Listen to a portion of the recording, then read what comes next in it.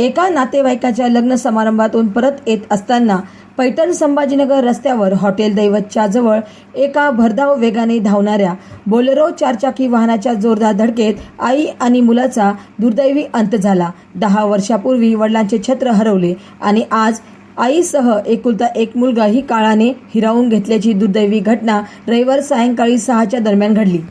या दुर्दैवी घटनेबाबतीत थोडक्यात माहिती अशी: गंगापूर तालुक्यातील लिंबे जळगाव येथील विधवा महिला मुन्नी बाजी शेख राजू वय वर्ष 43 आपल्या एकुलता एक मुलगा शेख समीर शेख राजू हे पैठण तालुक्यातील आपल्या नातेवाईकाच्या लग्न समारंभाहून दुचाकी वाहन क्रमांक MH20 GB 9287 वरून परत येत असताना हॉटेल दैवत जवळ येताच संभाजीनगरकडून पैठण शहराकडे वेगाने धावणाऱ्या बोलेरो चारचाकी क्रमांक MH16 AY 8212 ने भयंकर जोराची धडक मारली। त्यात समीर जागीच ठार झाला तर आई मुन्नी बाजी दवाखान्यात हलवताना वाटेतच प्राण सोडला।